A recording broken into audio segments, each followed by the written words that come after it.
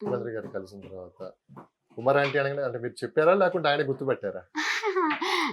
So కానీ చాలా సంతోషం అనిపించింది. గుర్తుపెట్టారా మిమ్మల్ని? గుర్తుపట్టారు. ఓకే. అమ్మ ఎలా ఉన్నారు, బాగున్నారా, ఎలా ఓకే. ఉంది, బిజినెస్ మంచిగా ఉందా, ఓకే. మంచిగా కష్టపడుతున్నారు, మంచిగా కష్టం చేసుకోండి, ఇంకా అభినందించారు. సో మీకున్న ఇదిలోని మీరు ఇట్లా ఇది చేయడం నాకు చాలా గర్వంగా ఉందని చెప్పారు. మాకు ఇంకా గర్వంగా అనిపించింది. ఎందుకంటే ఇవాళ అందరిది లేని పరిస్థితి, ఒకళ్ళు ఇదని కాదు. కాకపోతే అందరూ కలిసి ఉంటే కలదు సుఖం అనేది నేను బాగా నమ్ముతాను.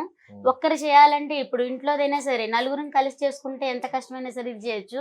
అలాగే ఇవాళ మన రాష్ట్రాలకి, ఇరు రాష్ట్రాలకి, మన ఆంధ్రప్రదేశ్కే కష్టం వచ్చింది కాబట్టి అది ఒక్కరితో అయ్యే పని కాదు. కాబట్టి ఎంత ఇదిగా ఉన్నా అందరము తలొక వేస్తే అది అనేది కొంచెం కొండంతది ఇంతన్నా అవుతుందన్న ఇది ఎవరికి తోచింది వాళ్ళు.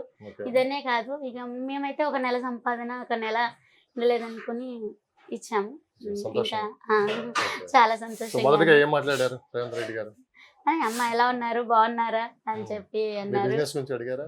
అడిగారు. అంటే లాస్ట్ గతంలో మీకు ఒక సంవత్సరం క్రితం అనుకుంటా, జనవరి వస్తే రేపు సంవత్సరం అవుతుంది, ఆ షాపు ఇష్యూ గొడవ అయిన తర్వాత సోషల్ మీడియాలో పెద్ద ఎత్తున వైరల్ అవడం, ముఖ్యమంత్రి గారు మీకు హామీ ఇవ్వటం, ఆయనే స్వయాన మీ షాప్కి వచ్చి విజిట్ చేసి ఆ భోజనం టేస్ట్ చేస్తా అని చెప్పారు. కానీ ఇక్కడ మీరు వెళ్తూ పెద్ద క్యారేజ్ తీసుకుని వెళ్ళారు రేవంత్ రెడ్డి గారికి అని చెప్పి విన్నాను.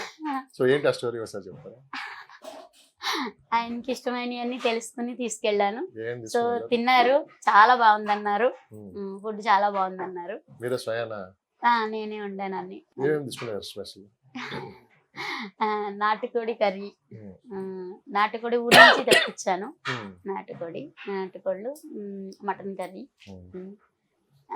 చికెన్ ఫ్రై, ప్రాన్స్ కర్రీ, తలకాయ కర్రీ. ఇప్పుడు అనుకున్నారా ఇట్లా ముఖ్యమంత్రి గారిని కలుస్తాను స్వయానా వెళ్ళి అని?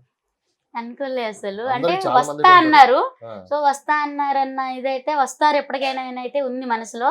కానీ ఆయన కలవాలి, ఆయనకి కృతజ్ఞత చెప్పాలి అని ఎప్పటి నుంచో ఉంది. ఇంకా ఇది ఇట్లా కథే ఆయన చేసే ప్రతి పనిలోనూ అటేంటి ఇటేంటి, అటు ఇటు ఏపీ తెలంగాణకి ఇరు రాష్ట్రాలకి మేము ఉన్నంత వరకు మాకు అంటే ఎలా చెప్పాలి, ఆయన వెంట వాళ్ళ వెంట మాత్రం ఉంటాం. మళ్ళీ మీ షాప్ కి వస్తారా అని చెప్పారు ఆయన? వస్తా అన్నారు. ఓకే. మళ్ళీ ఎప్పుడు విజిట్ చేస్తా అన్నారు? వీళ్ళు చూసుకుని వస్తా అని చెప్పారు. అప్పటి నుంచి ఇప్పటి వరకు ఏమన్నా అక్కడ ఏమైనా ప్రాబ్లమ్స్ మళ్ళీ ఏమన్నా వచ్చా? ఆ రోజు నుంచి లేదు. ఓకే.